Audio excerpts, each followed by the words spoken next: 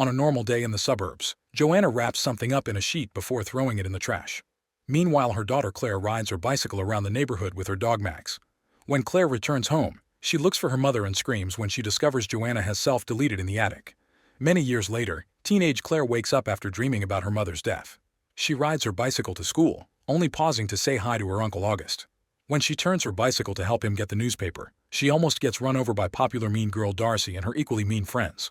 They mock her as she crashes against the trash cans and scraps her knee. At school, Claire finds her father Jonathan dumpster diving with his friend Carl. Feeling embarrassed, she tells them to go away. Jonathan points out they're across the street and not at the actual school, but the students can see them anyway and are already whispering things behind her back. Jonathan asks her about her knee wound, and when he hears she visited August, he scolds her since they're not supposed to talk to him. Claire ignores that order and finally convinces him to leave. Afterward, Claire joins her friends June and Meredith to hang up a banner they made. A boy takes the chance to take a picture of Claire's rear and Darcy throws a drink at the banner, ruining it. Claire is also sad to notice that her crush Paul has a new girlfriend. During class, Ryan tries telling Claire that he liked the banner, but she only has eyes for Paul. Meanwhile, Jonathan and Carl are dumpster diving at the cemetery when Jonathan finds a beautiful old box. He can't open it but decides to keep it anyway. At lunchtime, Claire and her friends are mocking Darcy, who hears them laughing and confronts them in front of everyone. Claire explains she called Darcy the ultimate smegma, which is a groin secretion produced by both men and women. Darcy slaps her for the insult and Claire immediately returns it, so Darcy pushes her to the floor. A furious Claire retaliates by tackling Darcy and starting a fight on top of a table. All the students cheer or record the fight as the girls roll on the floor with no signs of stopping. An adult has to pull Claire away, and when Darcy tries to attack her again, Paul picks her up to carry her out of the cafeteria. When Claire goes home, Jonathan announces he's got her an early birthday present, but Claire isn't very excited. She finds the package on her bed and opens it to see the pretty box. There's some Chinese writing on it that she can translate as 7 wishes, but she fails to open it. That afternoon, Claire discovers that Darcy posted a video of the fight but not how she started it, so everyone takes her side in the comments. She also posted a picture of Jonathan dumpster diving, and now people are calling Claire Garbage Girl. Remembering that the box said 7 wishes, Claire grabs it and wishes for Darcy to go rot. At that moment, she hears Max at the door and opens it for him, but Max refuses to enter the room and growls at the box. In the middle of the night, while Claire is asleep, the box opens and plays some music.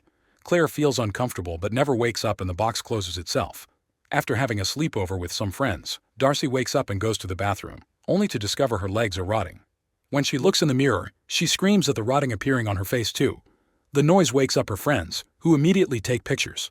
Later at school, the photos go viral and everyone makes fun of Darcy.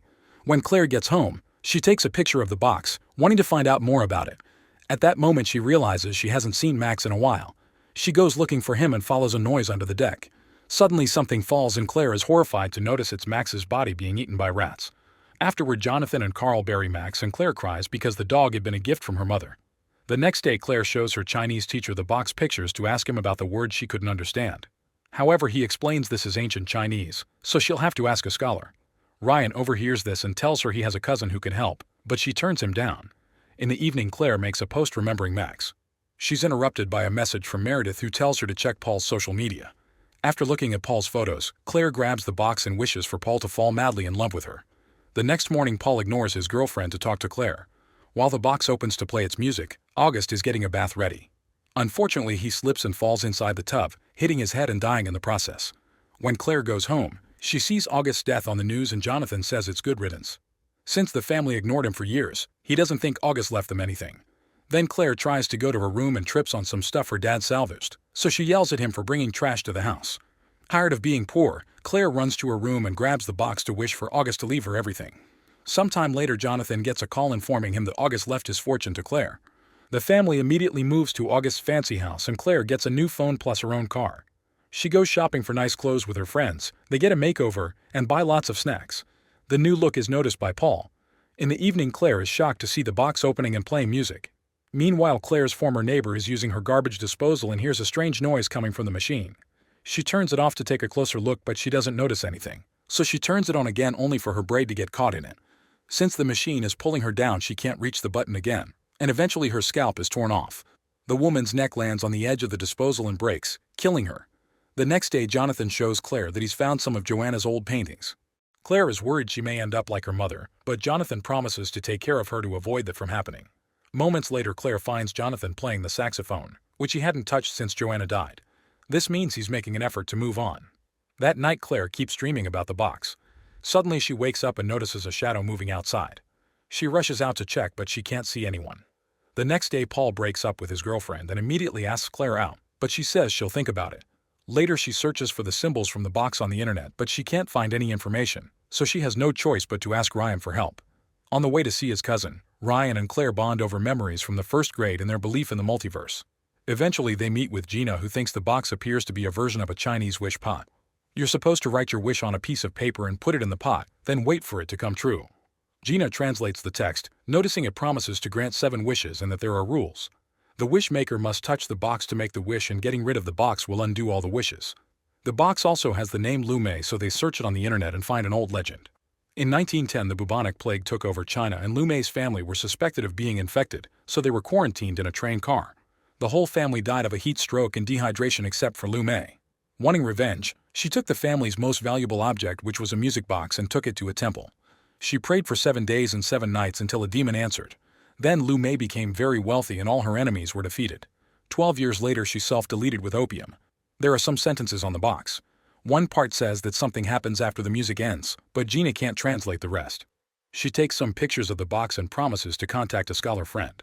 On her way home Claire discovers that Jonathan is still dumpster diving and yells at him, refusing to hear his side of the story. When she gets home she grabs the box to wish her dad wasn't so embarrassing. That night Jonathan appears as a cool saxophone player that June finds attractive. Meanwhile Gina receives an email from her friend with the full translation of the box and thinks it's messed up. At that moment the box opens and a storm causes the power to go out in her apartment. Gina goes to the balcony for better signal and leaves a message on Ryan's phone saying the box text is freaking her out. Suddenly the door closes behind her and causes her to drop her phone, so she returns to her apartment. Because of the darkness, she trips on the carpet and falls on top of a bull statue that stabs her with its horn, instantly killing her. The next morning Ryan is horrified to find her body in the translation. He rushes to school and tells Claire that the remaining text says the box requires a blood price. Ryan keeps asking if Claire's made any wishes, but she avoids answering. During lunch Paul invites Claire to sit at his table, but the popular kids hate seeing her and walk away. Later an edited picture appears on social media showing Claire grabbing trash from a dumpster. When she goes home, she takes the box and wishes to become the most popular girl in school. In the evening Paul invites Claire to a party and everyone claps when she arrives. After dancing for a while, Paul and Claire kiss. That night Claire dreams about her mother's death again, but this time the box appears in the dream too.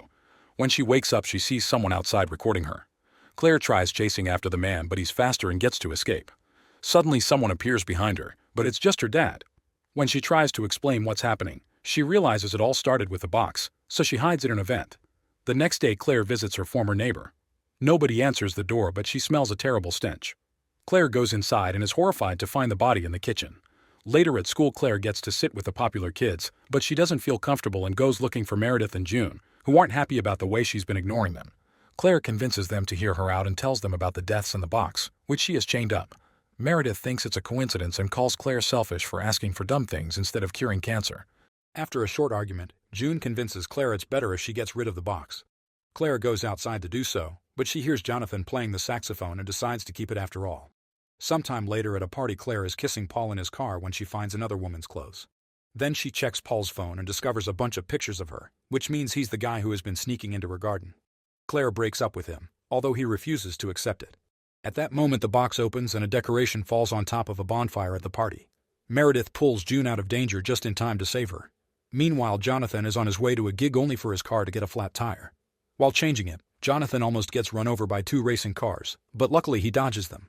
Then he accidentally kicks his spare tire and hits another car, causing it to bounce. It almost decapitates him, but he dodges the tire too. After the party the girls stay at a fancy hotel and Claire confesses to June that she didn't get rid of the box. Meredith takes the elevator and it suddenly stops, so she gets stuck. In just a few seconds it opens the door before going down again at a dangerous speed. The cables break and the elevator crashes on the ground, killing Meredith. After the police arrive, June blames Meredith's death on Claire. At that moment Ryan arrives and takes Claire to his house to show her his research. Every person who owned the box lived a fancy and successful life, but all of them were surrounded by death and ended up self-deleting in mysterious ways, like the man who was found locked in a basement during a house fire. Their conversation is interrupted when Claire gets hundreds of texts from Paul asking her to get back together. Claire has a breakdown and Ryan yells at her when he hears she's made 5 wishes already, but he still agrees to help her destroy the box. They throw it into the fire and hit it with a hammer, but nothing happens so Claire hides it in a vent again. That night Claire wakes up from another nightmare to find Paul in her room with a knife. He says he can't live without her and uses the knife to prove it. Claire screams and calls an ambulance that quickly takes him away. The next day Claire discovers the box has disappeared. At that moment the police arrive to take the fancy house and all the money because August never paid taxes. The family moves back to the old house, Claire goes to school on her bicycle again, and Jonathan goes back to dumpster diving. Darcy is now healed so she goes back to school too and harasses Claire again, causing her to have another breakdown in the bathroom. That morning Claire discovers that June has the box in her locker. June admits she stole it to protect everyone, but Claire is furious and takes it back before running off. When June follows her to stop her, they begin fighting over the box and Claire accidentally pushes June down the stairs, killing her. Ryan sees all this and chases after Claire, who refuses to give up the box and ignores his warnings. At home Claire freaks out, feeling like she's going crazy. After lots of crying, she wishes her mother hadn't self-deleted. At that moment a revived Joanna appears in Claire's room as if she never left and reveals 2 more daughters. The family celebrates Claire's birthday and has a wonderful time together. After the party Claire looks at Joanna's new paintings and discovers one of the box, which makes her realize her mother also used the wishes and her death had been the box's fault. Suddenly Claire hears the music from the box and notices Jonathan working with Carl outside. She runs to the garden to warn them but it's too late. Carl's ladder wobbles and causes him to slip, accidentally swinging the chainsaw down and decapitating Jonathan.